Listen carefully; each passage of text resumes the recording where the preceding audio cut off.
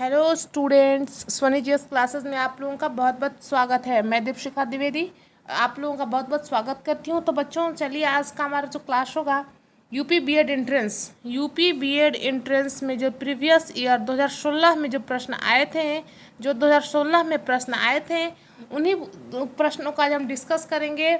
आज जो हमारा जीके जीएस पार्ट में जो 50 नंबर के क्वेश्चन आते हैं, जो सारे संकायों के लिए इम्पॉर्टेंट होते हैं, सबको करना होता है। ये जनरल पेपर होता है। पेपर 1 जो होता है, खंड 1 जो होता है, ये जनरल होता है। या फिर साइंस स्ट्रीम से हैं, वाणिज्य स्ट्रीम से हैं, या फिर आप आर्ट्स से हैं, आपको सामान्य ज्ञान का जो ये खंड ए है आपको करना ही होता है। तो 16 का प्रीवियस ईयर क्वेश्चन है, बहुत मुश्किल से मिलता है बच्चों। इसमें मैं खोज कर लाई हूँ आपको पढ़ाने के लिए, आपको बताने के लिए, क्योंकि आप अपना लेवल तैयार कर सके एग्ज़ाम के लिए। तो हमारा एग्ज़ाम बहुत नज़दीक है। 9 तारीख को एग्ज़ाम, 9 अगस्त को फिक्स किया गया है एग्ज़ाम का डेट।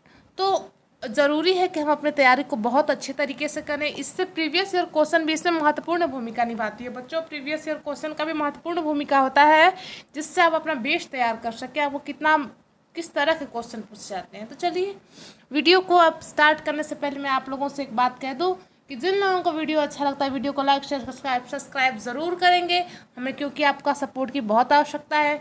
हम भी लाइव क्लास आपके लिए चला सके, इसके लिए आप हमें 1000 सब्सक्राइबर दें। और हमारे व्यूअर्स जो है, प्लीज़ वीडियो को पूरा देखा करिए। सब 50 क्वेश्चन के बारे में बताएंगे, जहाँ हो सके मैं डिस्कस भी करने की कोशिश करूँगी, लेकिन ये वीडियो बहुत लंबा हो जाएगा, इसलिए मैं आपको आंसर बताते चलूँगी। ठीक है, पढ़े ही होंगे, इतने दिन आपको समय मिल गया, इतने में आप अच्छे से पढ़ाई किए होंगे। तो अभी हम अपना बस क्वेश्चन को देखेंगे, क्वेश्चन को फोकस करेंगे। तो देखिए, पहला क्वेश्चन क्या कहता है, कान्हा किसली राष्ट्रीय उद्यान स्थित है। कान्हा किसली राष्ट्रीय उद्यान स्थित है, तो कहाँ स्थित है, उमरिया, शिवपुरी, मंडला या पन्ना छतरपुर। तो हमारा आंसर सी, देखिए यहाँ पर टिक लगाया हुआ है, यह आंसर एब्सोल्युटली राइट हो जाएगा। मंडला जिले में स्थित है कान्हा किसली राष्ट्रीय उद्यान। तो इससे आपको ये समझ गए होंगे कि आपको राष्ट्रीय उद्यानों का बस शहर का नाम याद नहीं रखना है, बस राज्य का नाम याद नहीं रखना है, बाकायदे जिले का नाम भी आपको याद होना चाहिए। ठीक है, चलिए सेकेंड नंबर क्वेश्चन में दूसरा नंबर क्वेश्चन क्या कहता है, ऐतिहासिक नगर उज्जैन किस नदी के किनारे बसा है। तो पहले आप ये सोच लीजिए, आपको पता ही होगा, और नहीं पता होगा तो मैं बताती हूँ कि उज्जैन मध्य प्रदेश का एक शहर है, जहाँ क्या होता है, उज्जैन नासिक में मेला लगता है, कुंभ का मेला आयोजित होता है भारत के 3 जगहों पर। इलाहाबाद को जिसको प्रयागराज बोल रहे हैं, हरिद्वार, उज्जैन, नासिक, वही नासिक उज्जैन।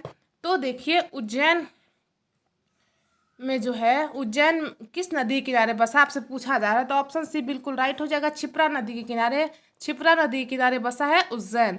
अब तीसरा क्वेश्चन में चलते हैं। तीसरा क्वेश्चन देखिए, हमारा साइंस वर्ग से दे दिया, साइंस से दिया, रक्त का रंग लाल क्यों होता है।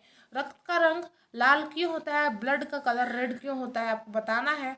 तो प्लेटलेट्स के कारण, श्वेत रक्त कणिका के कारण, ऑक्सीजन के कारण, हीमोग्लोबिन के कारण। तो बहुत ही आसान जनरल क्वेश्चन है, ऑप्शन डी बिल्कुल राइट हो जाएगा। हीमोग्लोबिन के कारण रक्त का रंग लाल होता है। अब चलिए चौथे नंबर क्वेश्चन की ओर चलते हैं। चौथा नंबर क्वेश्चन क्या कहता है, सांची स्तूप के शिलालेख किस लिपि में है। अब देखिए, सांची स्तूप किससे रिलेटेड है, तो बौद्धों से रिलेटेड है। लेकिन सांची स्तूप ऐसा एक स्तूप है जिसमें भगवान बुद्ध से रिलेटेड कोई भी चीज़ें इसमें जानने को नहीं मिलेंगी, कोई भी चीज़ें भगवान बुद्ध से रिलेटेड नहीं मिलेंगी। हालांकि ये बना हुआ है बुद्ध के कार्य, बुद्ध से रिलेटेड ही स्तूप बनाई जाती थी, भगवान बुद्ध, जहाँ पे लोग उनके जो अनुयायी होते थे पूजा पाठ किया करते थे। ठीक है, तो सांची स्तूप जो है, इसमें अब पूछा गया कि उसमें जो लिपि है किस भाषा में लिपि सबसे बड़ी स्तूप है सांची स्तूप, किस भाषा में लिखी गई है आपको बताना है। तो बुद्ध के समय में कौन सी भाषा प्रचलित थी, बुद्ध ने जितने भी अपने ज्ञान दिए, जितने भी अपने उपदेश दिए, किस भाषा में दिए, तो ब्राह्मी लिपि में। ब्राह्मी लिपि हमारा बिल्कुल राइट हो जाएगा, ऑप्शन ए बिल्कुल राइट हो जाएगा फोर्थ का। अब पांचवें क्वेश्चन में हम चलेंगे बिना टाइम को गवाए हुए। भारत ने राजस्थान के किस स्थान पर न्यूक्लियर परीक्षण किया था, वह है, भारत ने राजस्थान के किस जिले में न्यूक्लियर पावर का अपना परीक्षण किया था, वह किस स्थान पर है, जयपुर, उदयपुर, पोखरण और अजमेर। तो देखिएगा बच्चों, इसका ऑप्शन सी बिल्कुल राइट हो जाएगा, पोखरण होगा। और इस पर एक मूवी भी बनी हुई है अच्छी खासी, शायद जॉन इब्राहिम हीरो है, तो आप देख लीजिएगा। पोखरण पर बनी हुई पिक्चर है। पोखरण में अटल बिहारी वाजपेयी उसमें प्रधानमंत्री होते हैं भारत के, और एपीजे अब्दुल कलाम कौन होता है, तो एपीजे अब्दुल कलाम हमारे राष्ट्रपति होते हैं। शायद, श्योर मैं नहीं हूँ, आप देख लीजिएगा, एक बार गूगल कर लीजिएगा। ओके, तो हमारे अटल जी उसमें प्रधानमंत्री होते, ये श्योर है। और पोखरण में परमाणु परीक्षण होता है। छठा नंबर क्वेश्चन देखिए, निम्नलिखित में से किसके द्वारा प्रकाश का रंग निर्धारित होता है? आयाम के द्वारा, तरंग दैर्घ्य के द्वारा, तीव्रता के द्वारा, वेग के द्वारा। तो प्रकाश का रंग निर्धारित होता है तरंग दैर्घ्य पर। तरंग दैर्घ्य पर प्रकाश का रंग निर्धारित होता है। जिस रंग का तरंग दैर्घ्य अधिक होता है वो कलर हमें ज़्यादा दिखाई पड़ता है, जिसका तरंग दैर्घ्य कम होता है वो कलर हमें कम दिखाई पड़ता है। चलिए देखिए, प्रोटीन के पाचन में सहायक एंजाइम्स हैं। देखिए, हमारे द्वारा जितने भी भोजन किए जाते हैं उन्हें पचाने के लिए हमारा एंजाइम होता है, लार होता है। लार में कौन सा एंजाइम पाया जाता है? तो टाइलिन जो एंजाइम है लार में पाया जाता है, ये हमारा भोजन पचाने का काम करता है। तो आपसे स्पेशली प्रोटीन के लिए पूछा जा रहा है। तो जहाँ प्रोटीन की बात आएगी, प्रोटीन को पचाने में सहायक है प्रोटीन्स। प्रोटीन को पचाने में सहायक है प्रोटीन्स, यानी कि ऑप्शन डी बिल्कुल राइट हो जाएगा। अब हम आगे चलेंगे। देखिए, बेलूर मठ किस संस्था का मुख्यालय है? बेलूर मठ किस संस्था का मुख्यालय है? तो देखिए, बेलूर मठ जो है संस्था का मुख्यालय है, किस संस्था का मुख्यालय है? तो रामकृष्ण परमहंस, जिसकी स्थापना किसने किया था?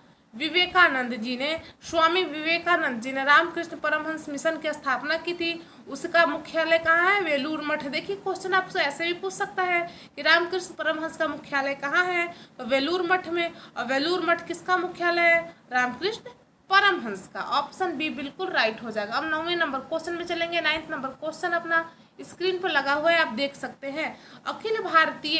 अखिल भारतीय कालिदास समारोह आयोजित किया जाता है। अखिल भारतीय कालिदास समारोह आयोजित किया जाता है मध्य प्रदेश, राजस्थान, बिहार, उत्तर प्रदेश। तो ऑप्शन ए हमारा बिल्कुल राइट हो जाएगा, मध्य प्रदेश में। बच्चों देखिए, टाइम बहुत कम है, मैं फटाफट आंसर कराते जा रही हूँ। आप अपना बस लेवल चेक कर लीजिएगा, आप कितने आंसर सही कर पा रहे हैं और दूसरी की क्या लेवल आता है एग्जाम में। इसी तरह के क्वेश्चन पूछे जाएंगे, कोई ज़्यादा टफ क्वेश्चन ना ही ज़्यादा इजी क्वेश्चन, मॉडरेट लेवल के क्वेश्चन होते हैं यूपी बीएड एग्जाम में। देखिए, और क्वेश्चन क्या कहता है, 10th नंबर जो क्वेश्चन है इकोनॉमिक्स से पूछा गया है। सार्वजनिक और निजी क्षेत्र किस आधार पर विभाजित किए जाते हैं? देखिए, हमारे भारत में जो अर्थव्यवस्था, भारत की जो अर्थव्यवस्था है, किस प्रकार की अर्थव्यवस्था है? तो मिक्स्ड इकोनॉमी है, हमारे यहाँ मिक्स्ड इकोनॉमी है, मिली जुली है, मिश्रित अर्थव्यवस्था है। वहीं जहाँ हम अमेरिका की बात करेंगे वहाँ आपको मिलेगा, वहाँ निजी क्षेत्र का बोलबाला है, वहाँ पे निजी क्षेत्र का बोलबाला है। हमारे यहाँ मिक्स्ड इकोनॉमी है और अमेरिका में निजी क्षेत्र का है और रूस में सार्वजनिक क्षेत्र का है। तो जहाँ पे इकोनॉमी आपसे क्या क्वेश्चन पूछ रहा है कि जहाँ सार्वजनिक और निजी क्षेत्र किस आधार पर विभाजित होते हैं? तो देखिए, ये आधार विभाजित करने का है जहाँ पूरी अर्थव्यवस्था किसी एक एकल बिजनेसमैन के हाथ में रहेगा, वो निजी क्षेत्र होगा, कोई पर्सनल व्यक्ति के हाथ में होगा, वहाँ निजी क्षेत्र होगा। जहाँ सारी व्यवस्थाएं, सारे मार्केट का बागडोर सरकार के हाथ में होगा, सार्वजनिक क्षेत्र होगा। और जहाँ दोनों का मिला जुला रहेगा, जैसे भारत में है BSNL भी है, जियो भी है, मतलब सरकारी कंपनियां भी रहेंगी, निजी क्षेत्र की कंपनियां भी रहेंगी, एयरटेल भी रहेगा, BSNL भी रहेगा। जहाँ दोनों प्रकार का मिला जुला स्वरूप जहाँ हो, वहाँ होता है मिश्रित अर्थव्यवस्था। तो ये किस पर निर्धारित किया जाता है? तो उद्यमों की स्वामित्व के आधार पर, स्वामियों के आधार पर, उद्यमों की स्वामित्व के आधार पर। उद्योग के जैसे स्वामित्व मतलब उसका जो मालिक रहेगा, पर्सनल अगर मालिक रहेगा, निजी क्षेत्र के हाथ में भी मालिक अगर रहेगा तो निजी, सार्वजनिक के हाथ में रहेगा मतलब सरकार के हाथ में रहेगा तो सार्वजनिक। यानी कि कैसे बंटवारा हुआ? तो स्वामित्व के आधार पर बंटवारा हुआ है, स्वामित्व के आधार पर हुआ है। ऑप्शन सी बिल्कुल राइट हो जाएगा। 11th नंबर क्वेश्चन में आएंगे। किस जाट नेता ने अकबर की कब्र को लूटा? किस जाट नेता ने अकबर की कब्र को लूटा? राजा राम, चूड़ामण, गोकुल, इनमें से कोई नहीं। ऑप्शन ए बिल्कुल राइट हो जाएगा, राजा राम हमारा करेक्ट आंसर हो जाएगा। चलिए हम नेक्स्ट क्वेश्चन की ओर चलेंगे। 12 नंबर क्वेश्चन हमारा क्या कहता है?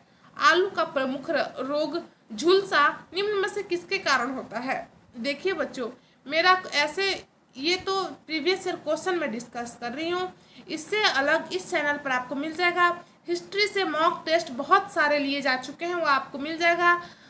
एग्रीकल्चर से रिलेटेड चीज़ें भी आपको मिल जाएंगी, इकोनॉमिक्स से रिलेटेड चीज़ें भी आपको मिल जाएंगी। तो आप हमारे चैनल में जाइए, प्लेलिस्ट में देखिएगा, आपको ज़रूर आपको इसी प्रकार के क्वेश्चन आपको टॉपिक वाइज कराया जा रहे हैं। आप जाइए और अपना मिक्स तैयारी करिए, पढ़ सकते हैं आराम से हमारे चैनल पे आके। तो देखिए 12 नंबर क्वेश्चन कहता है, आपको क्वेश्चन देख के, जो हमारे बच्चे रेगुलर के होंगे वो देख के जान रहे होंगे कि इसी तरह के क्वेश्चन कराए जाते हैं। देखिए आलू का प्रमुख रोग झुलसा किसके कारण होता है। जो बच्चे गांव से किसानों से जुड़े होंगे, जिनके माता पिता, वो देख रहे होंगे कि जब आलू की बुआई की जाती है तो कुछ ऐसे होते हैं आलू जिनके पौधे एकदम पीले से हो जाते हैं और वो सूख जाते हैं, तो उसे झुलसा रोग कहते हैं। वो किस कारण होता है, आपसे यही पूछा जा रहा है। तो ये मैक्सिमम होता है, ये आलू का बहुत बड़ा बीमारी होता है, ये फफूंद के कारण होता है। ऑप्शन बी बिल्कुल राइट हो जाएगा, ये फफूंदी के कारण होता है। ऑप्शन बी हमारा बिल्कुल राइट हो जाएगा। अब हम 13 क्वेश्चन की ओर बढ़ेंगे, 13 नंबर क्वेश्चन की ओर बढ़ेंगे। 13 नंबर क्वेश्चन देखिए क्या कहता है, भारत में आधुनिक प्रेस की स्थापना विलियम बोल्ट्स के द्वारा कब किया गया। विलियम बोल्ट्स के द्वारा आधुनिक प्रेस की स्थापना कब किया गया, इंडिया में आपसे पूछा जा रहा है 13 नंबर क्वेश्चन। तो देखिए आधुनिक भारत से भी आप पढ़ लीजिएगा, आपके लिए ज़रूरी है। 1866 में, 1816 में, 1766 में, 1750 में।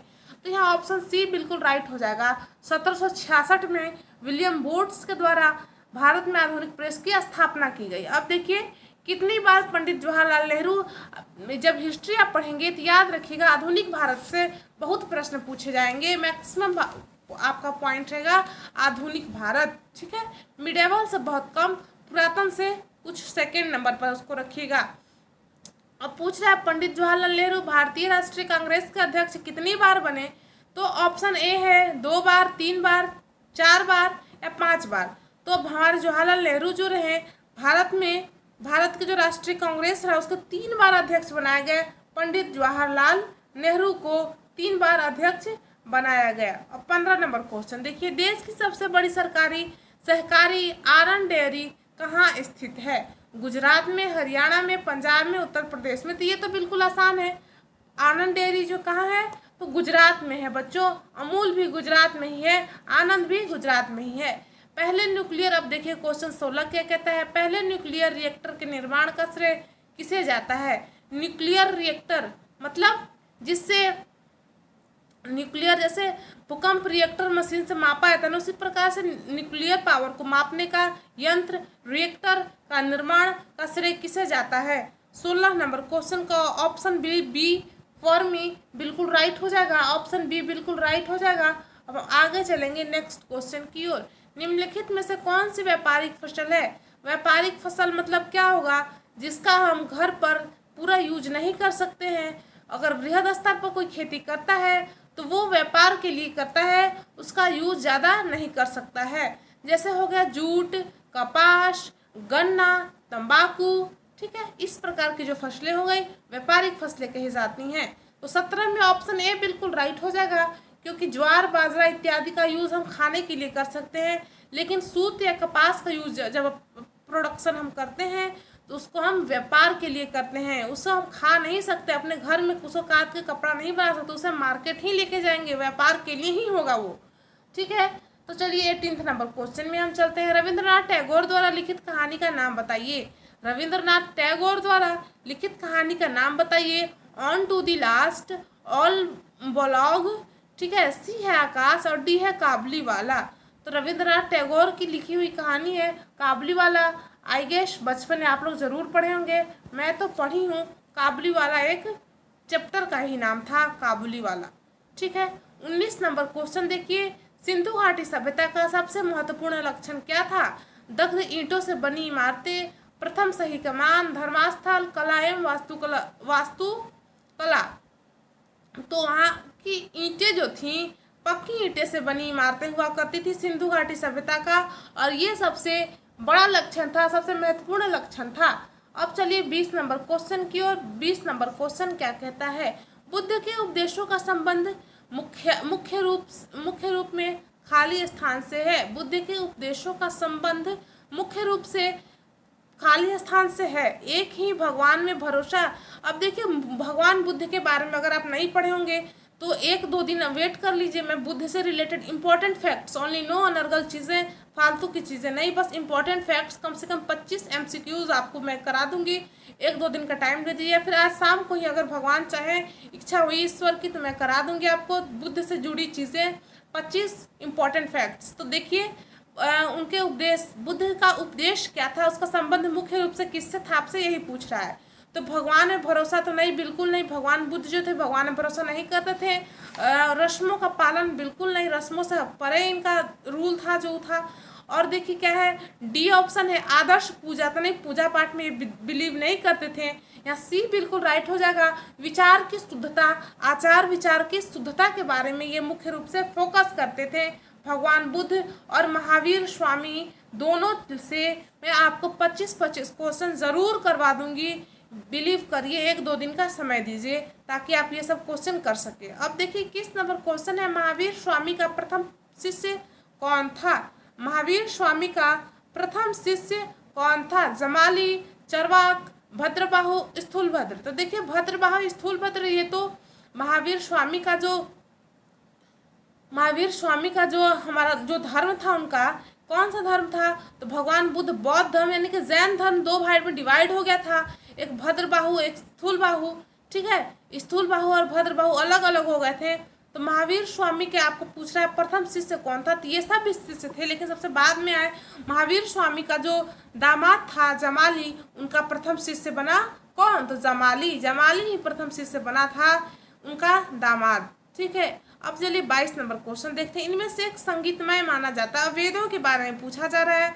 अब ये आपको सर ने जरूर पढ़ाया होगा, अभी 2 दिन पहले वैदिक सभ्यता से रिलेटेड क्वेश्चन करा रहे थे, ये क्वेश्चन श्योरली सर ने आपको कराया होगा। इनमें से एक संगीतमय माना जाता है, ऋग्वेद, अथर्ववेद, यजुर्वेद, सामवेद। अब जो बच्चे पढ़े होंगे ditto question same to same आपको क्वेश्चन मिल जाएंगे।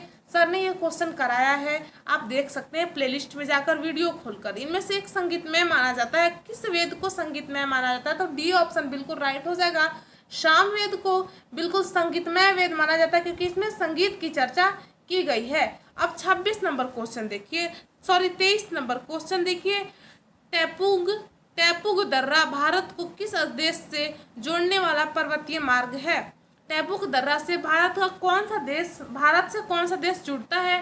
टैपुंग दर्रे के माध्यम से अफगानिस्तान, चीन, पाकिस्तान, म्यांमार। तो देखिए पाकिस्तान को भारत से जोड़ने के लिए दर्रे की तो आवश्यकता है नहीं, आप देख रहे हैं वहाँ लैंड हमारा लगा हुआ है पाकिस्तान से। चाइना से जोड़ने के लिए अरुणाचल प्रदेश से चाइना जुड़ता है, तो टैपुंग दर्रा वहाँ अरुणाचल प्रदेश में नहीं है। तो हमारा ये आंसर कौन सा हो जाएगा, टैपुंग दर्रा से कौन जुड़ता है, भारत से म्यांमार का जुड़ता है, म्यांमार का सीमा लगता है टैपुंग दर्रे से। अब 24 नंबर क्वेश्चन पूछ रहा है, नागार्जुन सागर परियोजना किस नदी पर स्थित है। तो नागार्जुन सागर परियोजना किस नदी पर स्थित है, कृष्णा, कावेरी, महानदी या गोदावरी। आपके 4 ऑप्शन आपकी स्क्रीन पे हैं, आप बताएंगे कि नागार्जुन सागर परियोजना किस नदी पर है। तो हमारा ऑप्शन है आप कृष्णा नदी, बिल्कुल राइट हो जाएगा। ऑप्शन ए में है ना कृष्णा नदी, ऑप्शन ए बिल्कुल राइट हो जाएगा। कृष्णा नदी पर बना है नागार्जुन सागर बांध। चलिए नेक्स्ट क्वेश्चन की ओर बढ़ते हैं। नेक्स्ट क्वेश्चन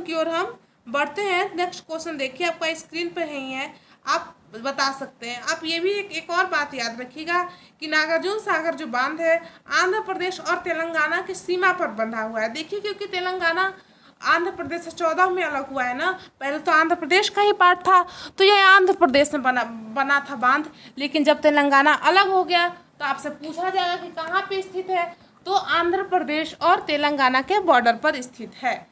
ऑप्शन ए हमारे यहाँ बिल्कुल राइट हो जाएगा। 25 नंबर क्वेश्चन में देखिएगा, नाइटिंगेल ऑफ इंडिया के नाम से पुकारा जाता है विजय लक्ष्मी पंडित, मदर टेरेसा, सरोजनी नायडू, इंदिरा गांधी। तो भारत की देखिए प्रथम महिला प्रधानमंत्री इंदिरा गांधी, मदर टेरेसा शांति पुरस्कार जीतने वाली भारत की महिला मदर टेरेसा।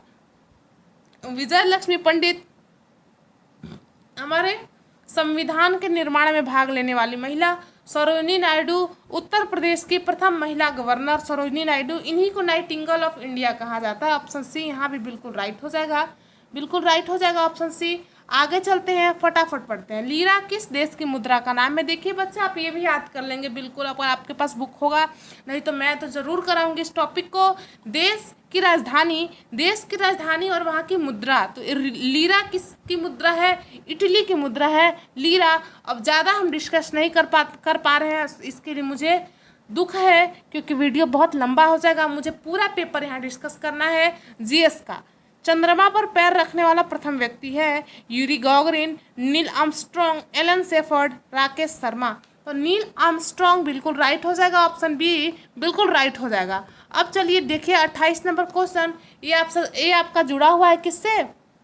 हमारा पॉलिटी से जुड़ा हुआ है। सरकारी आयोग का गठन किया गया था पंजाब समस्या के समाधान के लिए, केंद्र राज्य के संबंधों की जांच के लिए, कावेरी जल विवाद के समाधान के लिए, सार्वजनिक उपक्रमों की जांच के लिए। तो देखिए केंद्र राज्य विभाग के लिए, केंद्र राज्य के संबंधों को सुधारने के लिए सरकारी आयोग का गठन किया गया।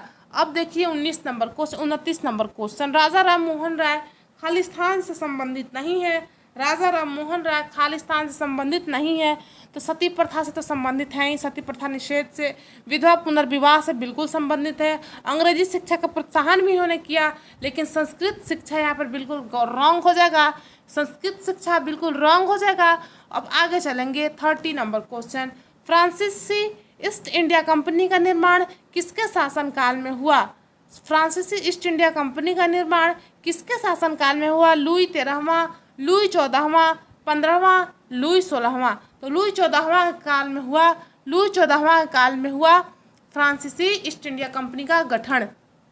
देखिए 31 क्वेश्चन है, कुछ क्वेश्चन बायोलॉजी से, साइंस से भी आपको देखने को मिलेंगे। आप जैसे देख पा रहे होंगे, आप सोच पा रहे होंगे, अपने माइंड में समझ विकसित करिए कि क्वेश्चन कहाँ कहाँ से पूछे गए हैं, कौन कौन से टॉपिक से पूछे गए हैं, उसे पढ़ लीजिए आप।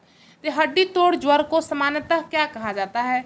तो जिसमें हड्डी तोड़ ज्वर मतलब हड्डियों में दर्द हो और ज्वर मतलब बुखार भी आए, तो ऐसा होता है डेंगू में बच्चों, डेंगू में बिल्कुल राइट ऑप्शन हो जाएगा। 32 नंबर क्वेश्चन देखिए, वनडे ग्राफ जनित्र का प्रयोग किया जाता है आवेशित कणों के त्वरित करने के लिए, बृहत धारा जनन के लिए, विद्युत क्षेत्र जनन के लिए, उच्च आवृत्ति वोल्टता के लिए।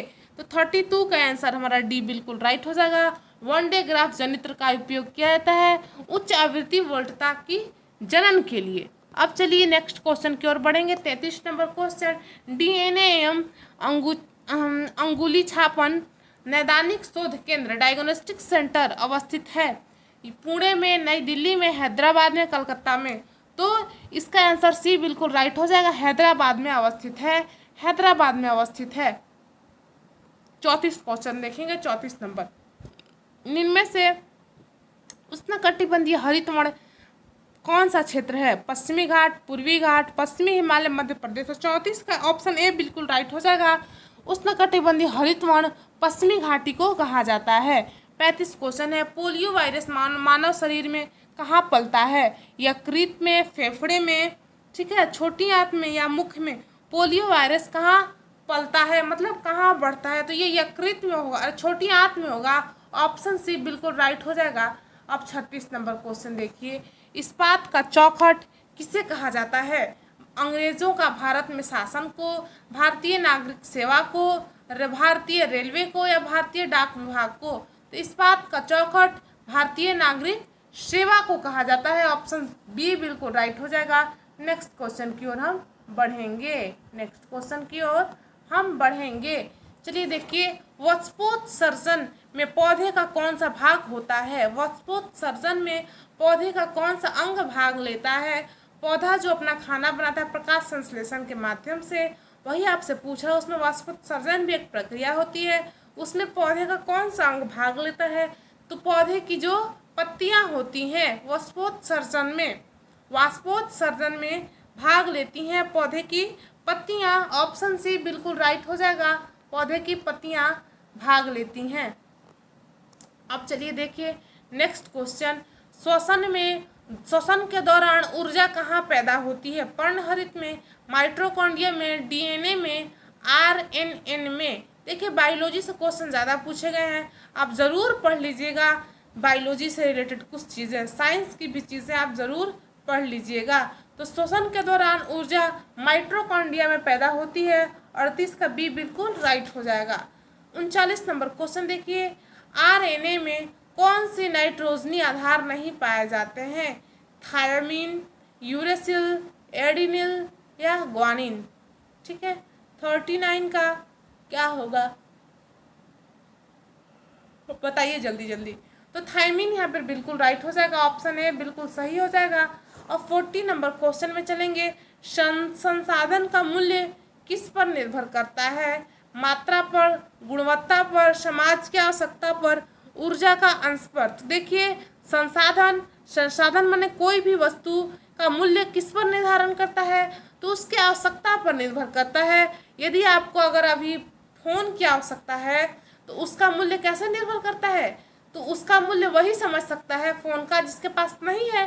तो आवश्यकता पर निर्भर करता है, समाज की आवश्यकता पर संसाधन का मूल्य निर्भर करता है। 40 का सी बिल्कुल राइट हो जाएगा। 41 नंबर क्वेश्चन देखिए, निम्नलिखित में से कौन ऊर्जा का नवीकरणीय स्रोत है? नवीकरणीय मतलब एक बार उसका यूज कर लिया गया तो पुनः उसका यूज किया जा सकता है। अनवीकरणीय मतलब बस एक बार यूज, रेडी टू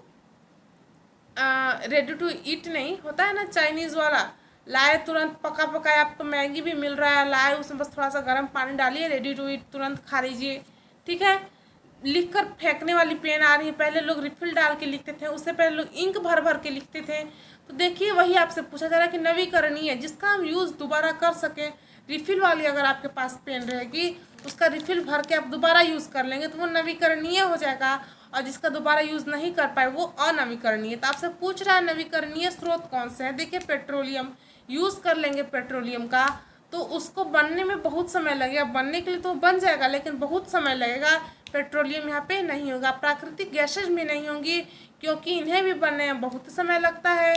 मिट्टी का तेल भी नहीं होगा क्योंकि ये भी प्राकृतिक है, और एक बार इसका अगर ज़्यादा इसका यूज कर लिया जाए तो ये ख़त्म भी हो सकते हैं और इनका दोबारा बनने में बहुत लंबा समय लगेगा। तो जैव गैस जो है ऑप्शन सी यहाँ पर बिल्कुल राइट हो जाएगा। ऐसी हैं जिनका मानव द्वारा इसको निर्मित किया जा सकता है और इसको एक बार ख़त्म होने पर वापस से तुरंत बनाया जा सकता है, इनका नवीकरण किया जा सकता है। 42 नंबर क्वेश्चन देखिएगा, अधिकार या निष्प्रभावी करने का आदेश प्राप्त करने के लिए न्यायालय सर्वोच्च न्यायालय में निम्नलिखित में से किस याचिका की आवश्यकता होती है? किस याचिका की आवश्यकता होती है? किसके लिए? अधिकार निष्प्रभावी करने का आदेश प्राप्त करने के लिए। तो देखिएगा बंदी कोर्ट के द्वारा हमारे पास 5 प्रकार की रिट दी गई हैं। ठीक है, परमादेश, अधिकार परीक्षा, उत्प्रेक्षा, बंदी प्रत्यक्षीकरण। 4 तो आपको यहाँ पे दिख रहा है, एक और रिट है। 5 रिट हमें जारी किया गया है किसके माध्यम से? सुप्रीम कोर्ट के माध्यम से। अगर आपको अधिकारी के द्वारा कोई प्रॉब्लम होती है उससे 2 रिटें हैं। बंदी प्रत्यक्षीकरण है कि आपको कोई तुरंत बंदी नहीं बनाया जाता जब तक 24 घंटे के अंदर आपको कोई हथकड़ी नहीं पहना सकता है, जब तक आप पर कोई दोष सिद्ध न हो जाए। कुछ न्यायालयों के खिलाफ भी जारी होती हैं। आपसे पूछा जा रहा है कि यहाँ आंसर क्या हो जाएगा? तो 42 का जो आंसर हो जाएगा बी बिल्कुल राइट हो जाएगा, उत्प्रेक्षा लेख। ठीक है, 43 नंबर क्वेश्चन देखिए, भारत में एकल नागरिकता पर विचार कहाँ से अपनाया गया? भारत में एकल नागरिकता का विचार कहाँ से अपनाया गया? तो एकल नागरिकता, सिंगल नागरिकता, एकल नागरिकता मतलब एक इंसान को बस एक देश की ही नागरिकता प्राप्त होगी। तो इंग्लैंड से लिया गया। हमारे भारत में जिस संविधान के जितने भी पार्ट्स हैं बहुत सारे देशों के संविधान से जोड़ा गया है, अच्छी अच्छी चीज़ों को समावेशित करके रखा गया है। तो आप देखेंगे ये, सॉरी फॉर डिस्टरबेंस, पता नहीं इधर क्या हो गया ये, हाँ सॉरी डिस्टरबेंस के लिए, बीच में थोड़ा गड़बड़ हो गया था। भारत में एकल नागरिकता का विचार आया था। देखिए इंग्लैंड में जो है, इंग्लैंड के जो संविधान है वहाँ से भारत के संविधान में रखा गया है एकल नागरिकता के लिए। बात करें यूएसए की तो यूएसए में दोहरी नागरिकता है। कनाडा से और फ्रांस से भी कुछ कुछ चीज़ें एडॉप्ट की गई हैं, तो उसकी चर्चा हम नेक्स्ट वीडियो में करेंगे। अभी इसको बस आंसर को जान लेंगे अपना। आंसर यहाँ बी बिल्कुल राइट हो, ए बिल्कुल राइट हो जाएगा। 43 का इंग्लैंड से लिया गया है एकल नागरिकता का विचार। अब देखिए बिजनेस स्पीड ऑफ थॉट का लेखन किसने किया? बिजनेस स्पीड ऑफ थॉट का लेखन बिल गेट्स किए। बिल गेट्स जो दुनिया के अमीरों में से एक हैं। 44 का सी बिल्कुल राइट हो जाएगा। 44 का सी बिल्कुल राइट हो जाएगा। 45 नंबर क्वेश्चन की ओर चलें। कांग्रेस का 7वां अधिवेशन कहाँ आयोजित किया गया? कांग्रेस का 7वां अधिवेशन कहाँ किया गया? तो ग्वालियर में, नागपुर में, बम्बई में, बंगाल में। तो देखिए यहाँ पे नागपुर बिल्कुल राइट हो जाएगा। ऑप्शन बी नागपुर में किया गया 7वां अधिवेशन कांग्रेस का। अब 46 नंबर क्वेश्चन देखिए। 88वें ऑस्कर अवार्ड 2016 किस सर्वश्रेष्ठ अभिनेता को पुरस्कार प्राप्त हुआ? तो देखिए ये करंट अफेयर्स क्वेश्चन है, ये हमारे लिए इम्पोर्टेंट नहीं है, लेकिन फिर भी मैं आपको बता दूंगी 88वां ऑस्कर अवार्ड किसको मिला। 46 का आंसर हमारा बिल्कुल सी हो जाएगा। लियोनार्डो डिकैप्रियो, लियोनार्डो और डिकैप्रियो को दिया गया अभिनेता का सर्वश्रेष्ठ पुरस्कार। अब देखिए 49-43 नंबर क्वेश्चन देखिए। जुवेनाइल जस्टिस अधिनियम 2015 के अनुसार जघन्य अपराध नाबालिग अपराधियों की आयु 18 से घटाकर कितने वर्ष किया गया? देखिए जुवेनाइल जस्टिस अधिनियम 2015 के अनुसार जो जघन्य अपराध करेगा, मतलब बड़ा क्राइम करेगा, तो उसमें नाबालिग बच्चे बच जाते थे उन्हें कठोर दंड से, तो 18 साल से उसे घटा दिया गया, यानी कि 16 साल कर दिया गया। 16 साल से कम के बच्चों को नाबालिग माना जाएगा और 16 साल तक के बच्चों को बालिग माना जाएगा। उन्हें जघन्य अपराध करेंगे तो उन्हें कड़ी सजा भी दी जाएगी। ये 2015 में रूल लाया गया, ठीक है। अब देखिए 48 नंबर क्वेश्चन। उत्तर प्रदेश सरकार ने 2016-17 को घोषित किया किसान वर्ष, किसान एवं युवा वर्ष, ग्रामीण विकास वर्ष, युवा वर्ष। तो है ऑप्शन बी बिल्कुल राइट हो जाएगा। किसान एवं युवा वर्ष घोषित किया गया है 2016-17 को। अब देखिए 49 number question. POCSO e box का संबंध निम्न में से किससे से है? शिशु सुरक्षा से, किशोर स्वास्थ्यता से, बाल यौन शोषण से, महिला यौन शोषण से। तो पॉक्सो ई बॉक्स जो है बाल यौन शोषण से। ऑप्शन बी बिल्कुल राइट हो जाएगा, से संबंधित है। अब देखिए 50वां नंबर क्वेश्चन। 13वें एशियाई खेलों का आयोजन वर्ष 2019 में किस जगह पर किया जाएगा? आपसे पूछा जा रहा है। ये करेंट अफेयर्स है, हम अभी के लिए इम्पोर्टेंट नहीं है, फिर भी आप जान लीजिए। इसका आंसर हो जाएगा नेपाल। 50वें का आंसर हो जाएगा नेपाल, यानी कि डी ऑप्शन बिल्कुल राइट हो जाएगा। तो आज आपने देखा 50 क्वेश्चन कुल करा दिए मैंने। बहुत टफ हुआ, इतना एक ही साथ बोलना बहुत मुश्किल हो जाती है। तो आप हमारी मेहनत को ज़रूर पहचानें, हमारे वीडियो को पूरा देखें, लाइक करें, शेयर करें, सब्सक्राइब करें। यदि आप गवर्नमेंट कॉलेज पाना चाहते हैं, यदि आप भी बीएड करना चाहते हैं 5,000 10,000 में 1 लाख रुपए बचाना अपने गार्जियन का चाहते हैं, तो जुड़े आसमानी जीएस क्लासेस से पाएँ फ्री में PDF, free classes, mock test इत्यादि के लिए आप हमारे चैनल को ज्वाइन कर सकते हैं। और आपके लिए एग्ज़ाम से पहले हम इसी प्रकार से प्रीवियस ईयर क्वेश्चन में अब नेक्स्ट डे आपका मैं हिंदी का पेपर डिस्कस करने वाली हूँ। आपको पता चल जाएगा कि हमें किस तरह से पढ़ना है, किस लेवल की चीज़ें आपसे पूछी जाएंगी। तो वीडियो को प्लीज़ लाइक से सब्सक्राइब करिए। आज के लिए इतना ही। नमस्कार मेरे प्यारे बच्चों, मिलते हैं नेक्स्ट क्लास में।